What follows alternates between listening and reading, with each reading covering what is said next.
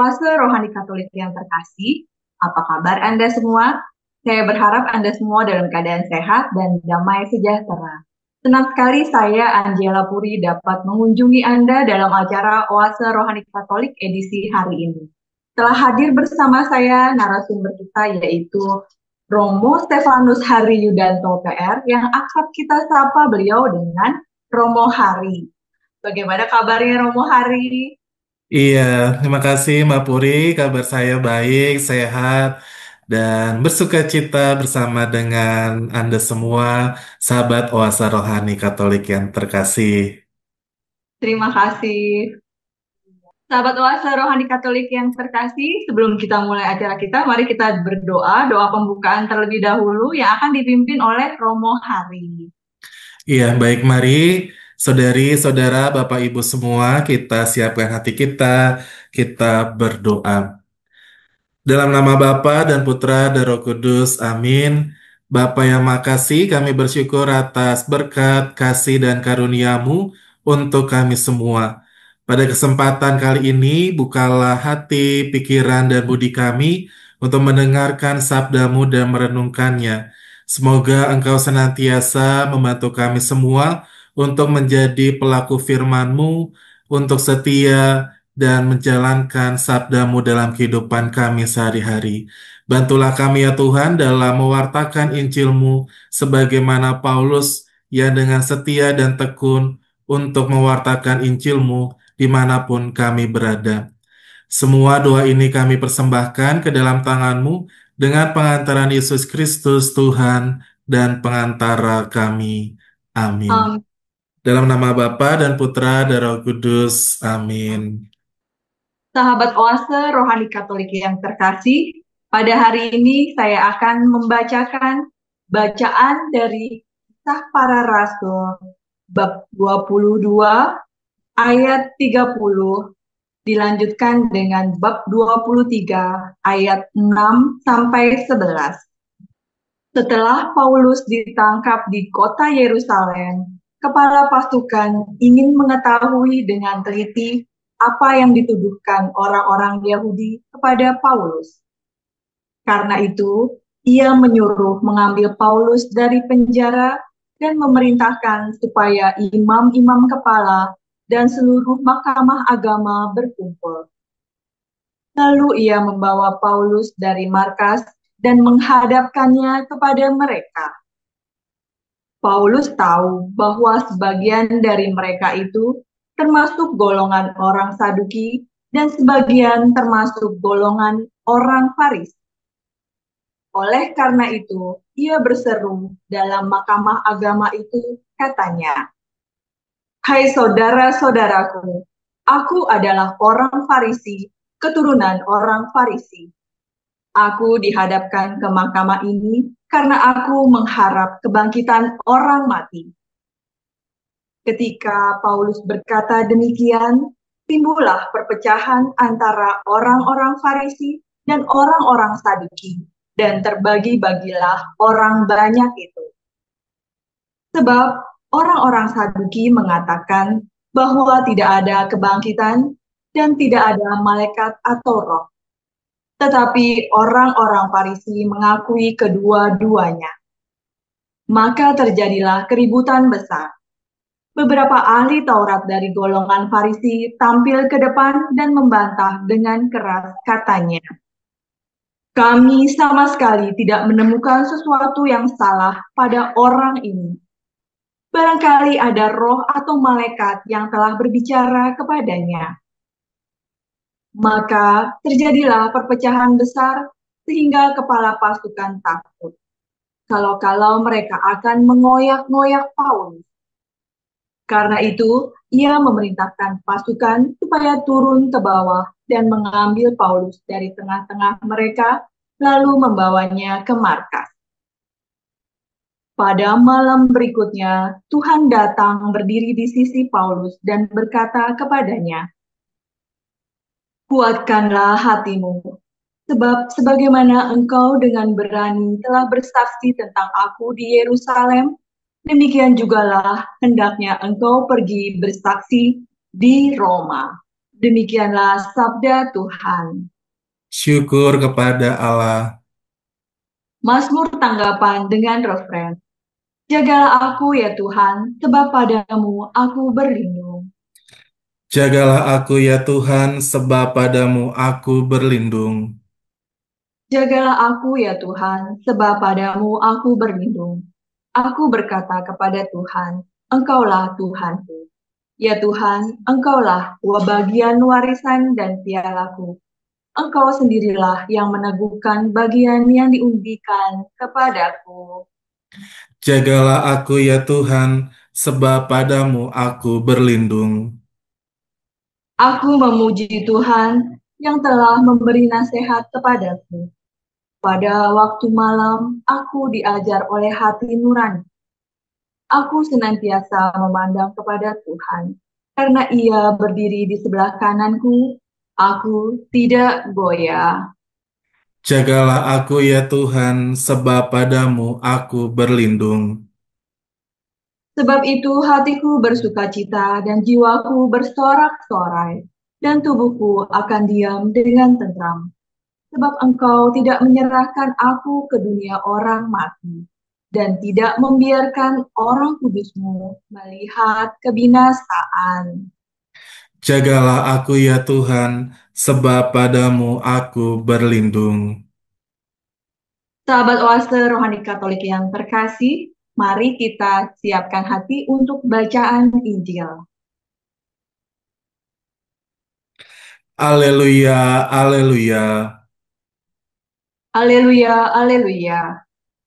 Semoga mereka semua menjadi satu, sama seperti Engkau ya Bapa ada di dalam aku dan aku di dalam Engkau, supaya dunia percaya bahwa Engkaulah yang telah mengutus aku. Haleluya, haleluya. Tuhan bersamamu. Dan bersama rohmu, Inilah Injil suci menurut Yohanes. dimuliakanlah Tuhan. Dalam perjamuan malam terakhir, Yesus mengenendah ke langit dan berdoa bagi para pengikutnya. Bapa yang kudus, bukan untuk mereka ini saja aku berdoa, tetapi juga untuk orang-orang yang percaya kepadaku oleh pemberitaan mereka, supaya mereka semua menjadi satu, sama seperti Engkau ya Bapa, ada di dalam aku dan aku di dalam Engkau, agar mereka juga di dalam kita, supaya dunia percaya bahwa Engkaulah yang telah mengutus aku. Aku telah memberikan kepada mereka kemuliaan yang Engkau berikan kepadaku, supaya mereka menjadi satu, sama seperti kita adalah satu. Aku di dalam mereka dan Engkau di dalam aku, supaya mereka sempurna menjadi satu, agar dunia tahu bahwa Engkau yang telah mengutus aku, dan bahwa Engkau mengasihi mereka, sama seperti Engkau mengasihi aku. Ya Bapa, aku mau supaya dimanapun aku berada, mereka juga berada bersama-sama dengan aku, yakni mereka yang telah Engkau berikan kepadaku, agar mereka memandang kemuliaanku yang telah Engkau berikan kepadaku, sebab Engkau telah mengasihi aku sebelum dunia dijadikan.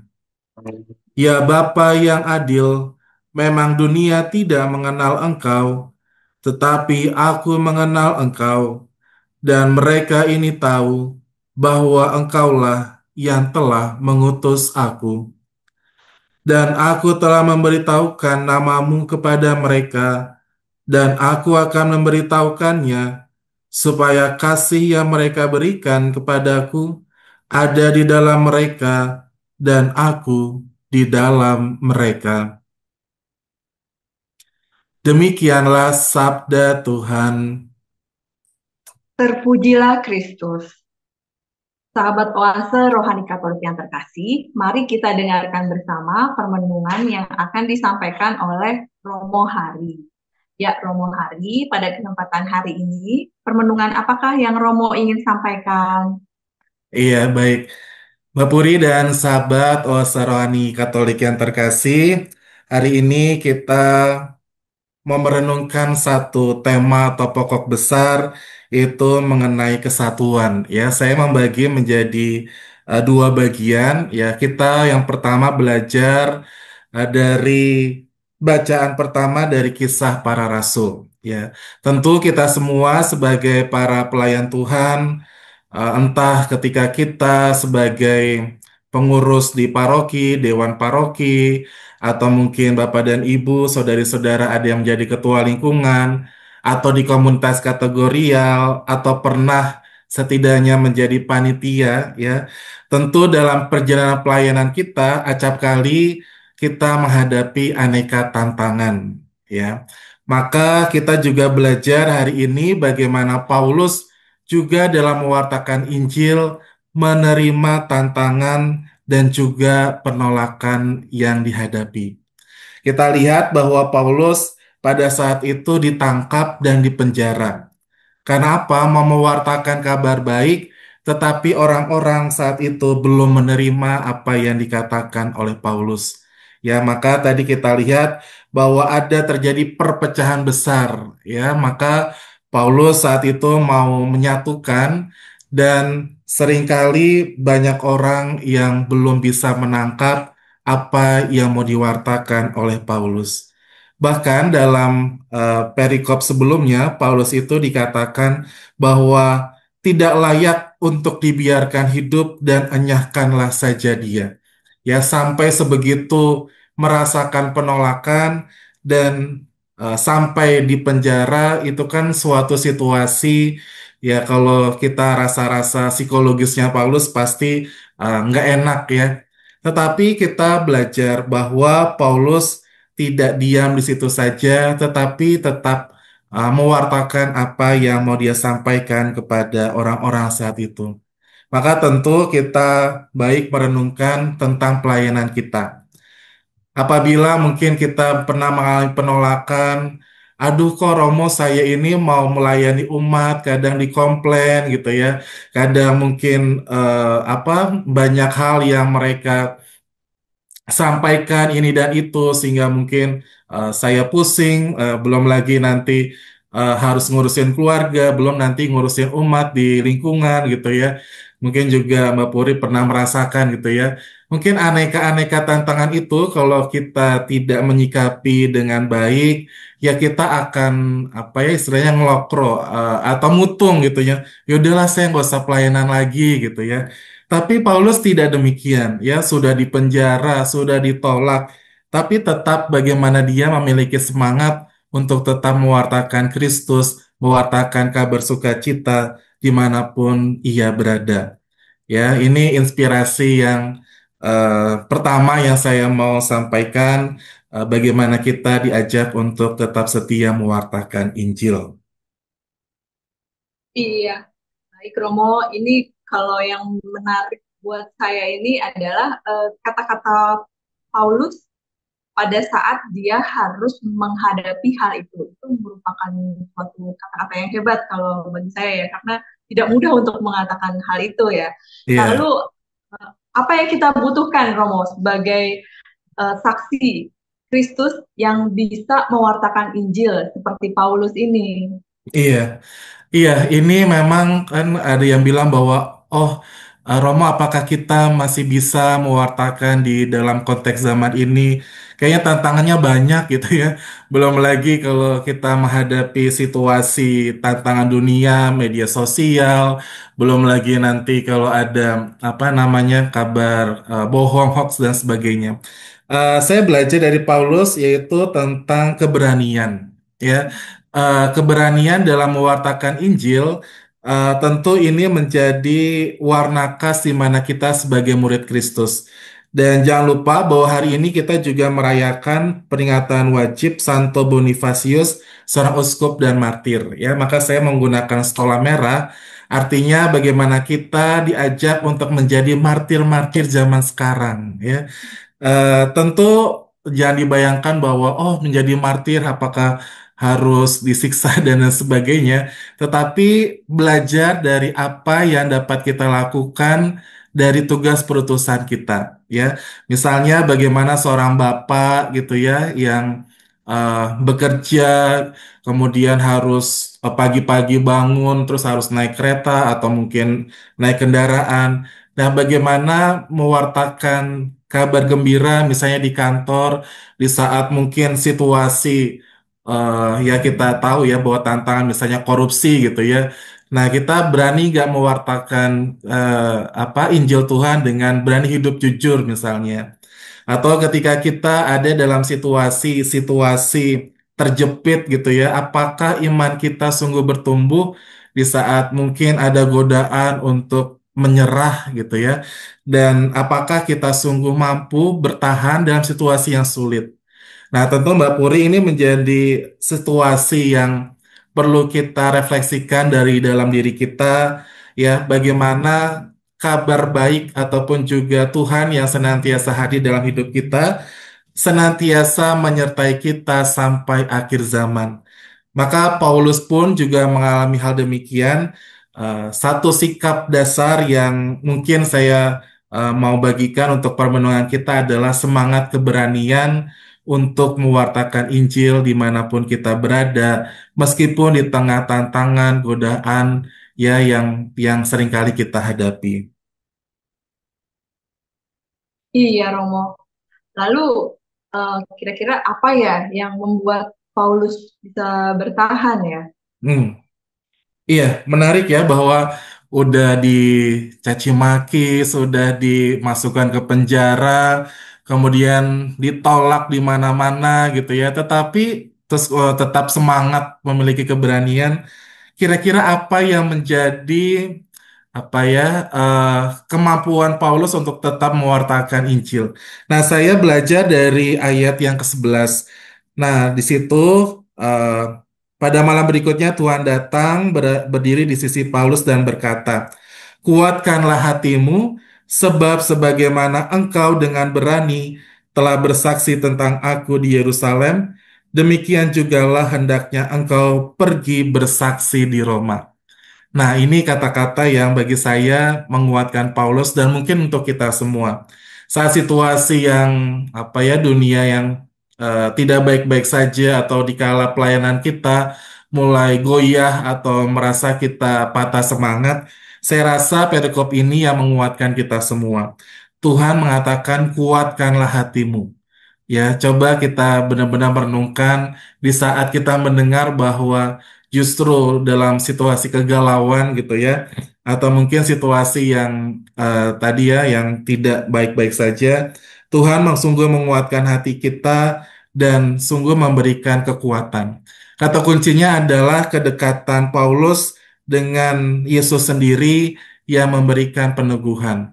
Maka di saat tentu relasi kita dengan Tuhan, ya dalam doa-doa kita, ya dalam perayaan Ekaristi yang kita rayakan, itu menjadi kekuatan spiritualitas batin kita, ya. Maka harapannya eh, ketika kita menjadi seorang pelayan Tuhan, ya tentu sikap dasar rohani kita juga perlu dipupuk, kedekatan kita dengan Tuhan, ya maka semangat dasarnya adalah eh, kitab suci sendiri ataupun Allah sendiri yang memberikan kekuatan dan peneguhan dalam hidup kita.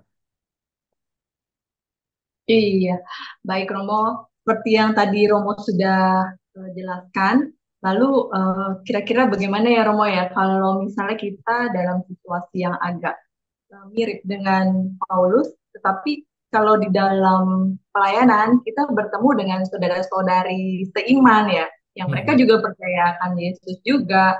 Lalu kira-kira apa yang sebaiknya kita bisa lakukan supaya pelayanan ini tetap berjalan dan tetap maju gitu.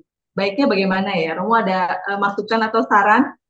Iya, iya baik Mbak Puri dan saudari-saudara terkasih. Tentu dalam pelayan kita kan maunya kan apa ya sukses ataupun juga terus-menerus apa namanya bisa berjalan dengan baik. Tetapi perlu kita ingat ya bahwa kita masing-masing pribadi terkadang ini ya yang coba saya amati, yang coba saya renungkan, entah punya pemikiran sendiri atau punya apa ya cara tersendiri gitu ya. Dan karakter kita pun beda-beda. Ya, maka kita belajar dari murid-murid Yesus ya, rasul yang dipilih Yesus itu 12 rasul karakternya beda-beda ya. Nanti ada yang suka marah-marah gitu ya. Ada yang kalem, ada yang lembut gitu ya. Mungkin Mbak Putri pernah merasakannya di komunitas gitu ya, di dalam suatu komunitas. Nanti ada yang kerjanya misalnya deadline gitu ya, udah mau mepet-mepet baru gitu ya. Tapi ada juga yang rajin gitu ya. Ada yang tipenya keras, ada yang tipenya lemah lembut gitu ya. Berbagai macam karakter. Tapi sebenarnya tujuannya sama untuk kita tadi ya membawa entah komunitas, entah pelayanan kita untuk sampai kepada Tuhan. Nah, tetapi kita sendiri ya orang-orang ini kan berbagai macam karakter. Maka sebenarnya yang dibutuhkan adalah sikap untuk bisa saling bekerja sama. Ya, bekerja sama, bersinergi, berkolaborasi, apapun itu yang namanya. Karena kalau kita bekerja sendiri, itu pasti mudah, gampang lah ya. Tetapi dengan orang-orang yang mungkin berbeda karakter gitu ya. Nanti kita ada apa teman kita yang 180 derajat berbeda. Wah, gimana tuh menyikapinya? Tetapi pastikan butuh kerendahan hati ya. Oh iya, mungkin aku yang ini salah, apakah aku berani misalnya meminta maaf, atau habis itu diem-dieman gitu ya, nggak ngomongan gitu ya. Maka ini memang dinamika dalam komunitas ataupun keluarga aja kan berbeda-beda ya, suami dan istri ketika disatukan, itu juga berbagai macam karakter yang berbeda, tetapi Tuhan yang membentuk ikatan dengan cinta kasih ya, ketika kita punya kasih ya, ketika kita mau mengampuni, ketika kita bisa menerima satu sama lain, menerima teman-temanku ya bahwa ya kita juga punya kekurangan gitu ya. Maka saya pikir ini juga menjadi salah satu hal supaya tadi ya roda pelayanan entah di komunitas, entah di paroki, di lingkungan dan seterusnya bisa berjalan dengan baik. Iya. Baik Romo, berarti kita semangat bekerja sama dan satu kasih dalam Tuhan ya, berarti ya. Ya, ya. Iya. Romo, untuk menutup sesi pertama ini, Romo, apakah ada yang ingin Romo sampaikan atau mungkin Romo ingin bercerita tentang Santo Bonifacius atau mungkin Romo ingin sharing?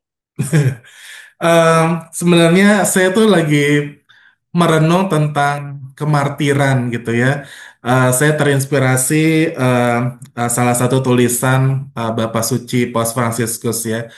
Eh, Kurang lebih beliau pernah mengatakan bahwa kita itu diajak untuk menjadi hidup kudus di saat zaman ini, ya. Eh, kita menjadi kudus tadi ya, mau menjadi martir, santo, santa, itu bukan melulu misalnya untuk imam, suster gitu ya, atau mereka yang hidup selibat, tetapi kita semua umat beriman ya diundang, diajak untuk juga memiliki hidup kudus. Misalnya, salah satu hal yang sederhana ketika seorang ibu ya mungkin lagi berbelanja gitu, kemudian dia ketika ibu-ibu yang lain diajak untuk bergosip gitu ya. Ketika saya memilih untuk tidak ikut bergosip, tidak menjelek-jelekan orang lain, maka itu salah satu jalan atau langkah menuju kekudusan. Ketika orang tua lelah gitu ya, capek, habis pulang bekerja, kemudian ketemu anak, mendengarkan anak itu bercerita, entah sekolahnya, ataupun juga hal-hal yang mau diceritakan anak itu, kumpul bersama dengan keluarga, maka itu langkah sederhana menuju kekudusan. Ya, maka teringat akan kata-kata itu, tentu ini juga menjadi permenungan untuk kita semua. Mari kita lakukan mungkin langkah-langkah kecil dan sederhana, ya, nggak perlu yang wah gitu ya, nggak perlu yang spektakuler apapun gitu ya. Mungkin ketika Bapak dan Ibu bersama dengan keluarga, makan bersama dengan keluarga, bercerita ya di tengah kesibukan dan lain sebagainya. Saya rasa itu juga menjadi langkah-langkah sederhana di mana Tuhan hadir dalam kehidupan keluarga kita. Kita hidup kudus ya pasti dengan aneka aneka pekerjaan, pelayanan, tugas-tugas kita lakukan dengan langkah kecil tetapi dengan cinta yang besar gitu ya, itu kata Bunda Teresa, maka tentu itu menjadi pengaruh yang baik, menjadi sesuatu habit, kebiasaan yang baik untuk kita bisa tularkan kepada saudari-saudara kita. Iya, baik. Terima kasih ya Romo untuk sharingnya. Romo, kita lanjutkan lagi di sesi kedua nanti ya. Ya, oke. Sahabat Oase Rohani Katolik yang terkasih, jangan kemana-mana. Kami akan kembali lagi setelah jeda berikut ini.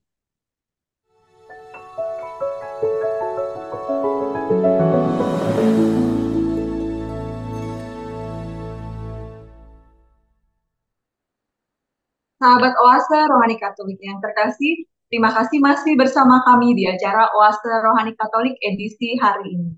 Masih bersama dengan Romo Stefanus Hari Yudanto PR dan saya Angela Puri.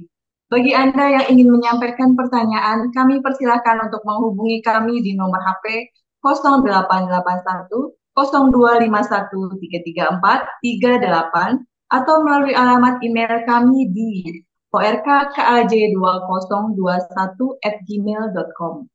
Mari kita lanjutkan lagi perbincangan kita. Ya, Romo Hari, di sesi kedua ini ada permenungan apa Romo untuk bacaan Injil? Iya, baik. Terima kasih, Puri dan sahabat Oase Rohani Katolik yang terkasih. Eh, Sebenarnya untuk bacaan Injil masih nanti terkait dengan bacaan pertama ya. Saya mau mengambil salah satu permenungan itu dari ayat eh, 19 ya ini ya. Dalam perjamuan malam terakhir, Yesus mengadah ke langit dan berdoa bagi para pengikutnya. Bapa yang kudus, bukan untuk mereka ini saja aku berdoa, tetapi untuk orang-orang yang percaya kepadaku oleh pemberitaan mereka. Ya, artinya dalam konteks ini, Yesus itu sedang berdoa. Ya, jadi Yesus tidak memberikan instruksi, tidak memberikan perintah, tetapi Yesus berdoa. Nah, doanya apa? Nah, ini yang menarik. Supaya mereka semua menjadi satu. Ya, tadi kalau kita ingat kembali di bacaan pertama, di mana Paulus berhadapan dengan situasi masyarakat yang terpecah gitu ya, ada perpecahan besar antara Saduki dengan Farisi ya, dan berbicara tentang apakah ada kebangkitan atau tidak. Nah, yang bacaan Injil ini kurang lebih nuansanya itu hampir sama, mirip. Nah, tetapi yang menarik bahwa Yesus berdoa dikatakan bahwa bukan untuk mereka saja, artinya bukan untuk para murid dan orang-orang saat itu, tetapi juga untuk orang-orang yang percaya kepadaku oleh pemberitaan mereka. Artinya untuk kita yang baca saat ini, untuk kita semua, termasuk dari pemberitaan mereka, artinya melewat tadi ya kesaksian para rasul, kemudian bagaimana proses pewartaan ini berlangsung sampai zaman atau saat ini. Nah, ini kan tentu perjalanan yang panjang. Maka saya itu heran ya bahwa Yesus itu sudah bisa memprediksi ya dari berapa tahun-tahun yang lalu doanya itu tetap relevan sampai saat ini ya. Tentu di tengah situasi konflik dunia ya kita juga melihat misalnya konflik di Gaza, konflik di Ukraina gitu ya, dan bagaimana justru uh, perpecahan, perang, ya konflik-konflik yang berkepanjangan ini kan membuat membuat luka ya, membuat pasti banyak korban, membuat banyak kerugian. Ya, maka doa Yesus yang sederhana tetapi dalam ya untuk kita menjadi satu, saya rasa ini yang juga relevan untuk kita bahkan di dunia saat ini. Ya, yang namanya perpecahan, konflik, ya itu kerap kali terjadi. Saya juga tadi mengilustrasikan, gak usah jauh-jauh di Ukraina, mungkin juga di komunitas kita sendiri atau keluarga kita sendiri. Ya, ini jadi titik refleksi untuk kita. Ya, bagaimana kita tetap mengupayakan kesatuan itu. Nah, ini yang Yesus doakan untuk kita. Kalau kita didoakan, nah mungkin Mbak Puri bisa merasakan ya kayak apa ya saya bilang nyes gitu ya. Kayak Yesus mendoakan untuk kita kayaknya adem, ayem gitu ya.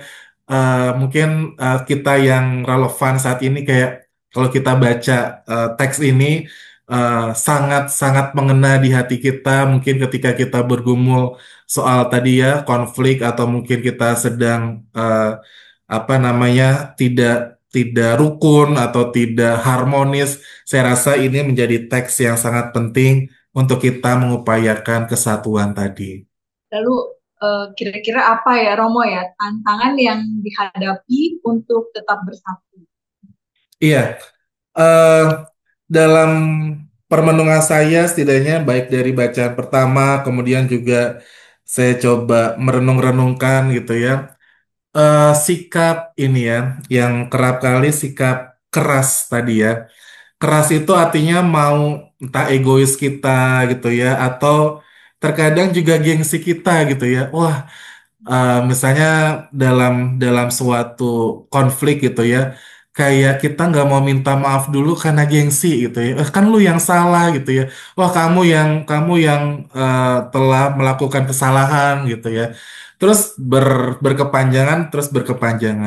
Ya atau ketika misalnya kita lihat konflik-konflik yang terjadi karena ada apa ya kita mau menguasai ya maka tentu ini menjadi permenungannya kalau sudah tadi ya entah ada iri hati mau menguasai mau menang sendiri egois itu ya maka hati-hati ya titik-titik konflik atau benih-benih konflik bisa muncul kalau tadi ya hal-hal itu eh, mendominasi dalam hidup kita ya maka tentu tantangan-tantangan ini perlu kita sikapi, perlu kita waspadai. Eh, Harapannya seperti Paus kita yang baru ya, Paus Leo ke-14, ketika beliau tampil di depan umum, kata yang pertama diucapkan adalah damai. Ya, saya kira ini juga menjadi relevan di tengah situasi konflik ya. Kita mengharapkan upaya kesatuan. Saya kira damai juga menjadi unsur penting untuk kita terus upayakan, baik dalam hidup kita, di masyarakat, ataupun juga dimanapun kita berada. Baik Romo, lalu selain kita mesti mengupayakan perdamaian itu mungkin ya Romo ya, nah, apalagi yang dapat kita upayakan untuk mencapai kesatuan? Iya, Mbak Puri dan saudari-saudara semua, tadi saya eh, mencoba melihat ya bahwa ada satu unsur di mana itu sangat lekat dengan kita, ya yaitu kasih. Ya, dikatakan bahwa di sini eh, kasih yang di mana itu Bapa dan aku adalah satu dan kasih itu menampakkan sebab engkau telah mengasihi aku sebelum dunia dijadikan. Yaitu ada di ayat ke-24. Ya, artinya identitas kita sebagai murid-murid Kristus, identitas kita sebagai eh, orang Kristiani adalah kasih itu sendiri. Ya, maka tentu memang ini perlu terus-menerus diupayakan ya. Tadi ya berbicara tentang konflik, perpecahan. Saya rasa kalau tidak punya kasih, ya itu menjadi sesuatu hal yang sulit untuk diupayakan. Tetapi kasih itu yang kalau kita pasti kita semua hafal ya. Kasih itu sabar, kasih itu lemah lembut, kasih itu eh, penuh dengan penguasaan diri dan sebagainya. Nah, ini kan hal-hal yang perlu terus-menerus kita umat Kristiani lakukan. Nah, jangan lupa bahwa dalam doa Yesus dikatakan bahwa agar mereka juga ada di dalam kita supaya dunia percaya bahwa engkaulah yang telah mengutus aku. Agar dunia percaya. Artinya apa? Ketika kita menampilkan ya kesaksian hidup kita tadi ya dengan kasih, dengan penguasaan diri, dengan kesabaran, maka dunia percaya bahwa kita semua para pelaku firman yang menampilkan kasih itu sehingga tercipta tadi ya perdamaian, tercipta adanya kesatuan, maka disitulah memang poin pentingnya adalah di mana kita bersaksi dalam hidup kita. Maka balik lagi tadi ya, sebagaimana Paulus yang mampu mewartakan Injil di dunia percaya bahwa lewat kesaksian hidup Paulus dan harapannya kita semua ya juga menjadi pewarta-pewarta firman Tuhan di masa kini sebagai penerus-penerus ya kita bilang ya Paulus-Paulus kita yang ada di dunia ini. Seperti itu, Mbak Puri. Apakah ada sharing yang bisa dibagikan kembali ke kami? Iya, mungkin saya mau sharing ini ya, bahwa sekarang tahun jubileum ya. Tentu kita ingat bahwa tema peziarah pengharapan, saya kira ini juga menjadi relevan dalam konteks yang tadi kita bicarakan ya. Terkadang antara apa yang kita pikirkan, apa yang kita cita-citakan, itu berbeda dengan realitas ya. Kita mau mengupayakan suatu hal yang baik, suatu hal yang apa ya, yang lancar gitu ya. Tetapi realitasnya kayaknya kita tuh nggak seperti itu gitu ya. Kita mau melayani, tetapi kita bisa melihat ada juga banyak tantangan-tantangan tadi ya sudah kita sharingkan. Nah, tentu antara perbedaan realitas dengan apa yang kita harapkan, maka kata kuncinya adalah harapan. Tadi ya, seperti Paulus yang terus-menerus berharap kepada Tuhan, kuatkanlah hatimu, dan kemudian juga dalam doa Yesus yang juga kita didoakan supaya kita bersatu, maka harapan yang saya rasa menjadi kunci ya. Bahwa tercipta langit dan bumi yang baru, bahwa di situ juga kita percaya bahwa peran serta Allah dalam hidup kita, penyertaan Tuhan dalam hidup kita, itu yang terus membangkitkan harapan. Dikala kita putus asa, aduh kayaknya ekspektasi saya itu berbeda, jangan lupa bahwa tetap ada secercah harapan. Lilin itu bisa terus menyala ya ketika kita memegang harapan yang teguh dalam Tuhan. Maka harapannya perjalanan perjalanan hidup kita yang masih panjang ini kita tentu berharap bahwa pengharapan kita dalam Tuhan tidak mengecewakan. Tadi kita sudah berbicara banyak tentang bacaan satu dan bacaan Injil. Apakah ada summary atau ringkasan khusus untuk menutup edisi hari ini? Iya, iya, baik, sahabat Oase Rohani Katolik yang terkasih, untuk menutup permenungan kita, saya itu terinspirasi dengan Paus kita yang baru ya, Paus Leo ke-14. Moto, moto atau apa ya semboyan yang beliau pilih adalah In illo uno unum. Artinya dalam Dia yang satu kita juga satu. Ya, maka ini menjadi harapan tadi ya kalau kita bicara harapan, tentu paus kita yang baru juga punya harapan, punya visi ke depan. Dan kebetulan teks ataupun juga bacaan yang kita renungkan hari ini sangat relevan tadi ya untuk mengarah pada kesatuan tadi. Di tengah situasi konflik dunia, di tengah situasi perpecahan ataupun juga hal-hal yang terpecah belah, maka ini kesatuan menjadi sangat penting dalam konteks saat ini. Ya, Paus Leo ke-14 tentu dengan menggunakan nama Paus Leo ini juga menjadi harapan baru untuk kita umat Katolik ya. Di tengah tantangan mungkin artificial intelligence, tantangan-tantangan ke depan yang kita nggak tahu lagi seperti apa gitu nantinya. Saya kira doa Yesus sungguh relevan untuk kita supaya kita semua satu, maka mari kita sebagai umat Allah sungguh menyatukan hati kita, sungguh kita dengan rendah hati mau melihat kembali pelayanan yang tulus, pelayanan dengan penuh sukacita, dan pada akhirnya kita satu di dalam Tuhan, karena kita adalah murid-murid Kristus yang sama dari berbagai macam anggota tubuh ya, kita kan banyak banyak karakter tadi ya, karakter ataupun mungkin ada perbedaan-perbedaan fungsi, tugas dan sebagainya, tetapi kita disatukan dalam satu Kristus yang sama. Baik, Romo. Rupanya kita tetap bersemangat dalam harapan kita. Ya. Ya, iya. Sayang sekali, Romo, ini waktunya sudah hampir habis. Kita tutup acara kita ya, Romo ya, dengan doa. Nanti dilanjutkan dengan berkat. Iya, baik. Mari saudari-saudara, Bapak Ibu semua, kita tutup permenungan kita dan kita mohon berkat Tuhan juga untuk segala tugas-tugas perutusan kita semua. Dalam nama Bapa dan Putra dan Roh Kudus, amin. Allah Bapa yang makasih, kami bersyukur atas sabdamu yang meneguhkan dalam perjalanan hidup kami. Terima kasih untuk kami boleh belajar dari sosok Paulus, meskipun di tengah tantangan, penolakan, tetapi Paulus tetap memiliki keberanian untuk terus mewartakan Injil, kabar sukacita, dimanapun kami berada. Tuhan, kami juga berdoa semoga Engkau menganugerahkan rahmat kesatuan hati kami di tengah situasi perpecahan ataupun konflik yang melanda, sehingga doa Yesus ini menjadi pegangan dalam hidup kami, supaya kita semua tetap bersatu. Maka ya Tuhan, kami mohon berkat-Mu untuk semua tugas-tugas perutusan, karya dan pelayanan kami semua, agar kiranya apa yang kami lakukan sungguh-sungguh berkenan di hadapan-Mu.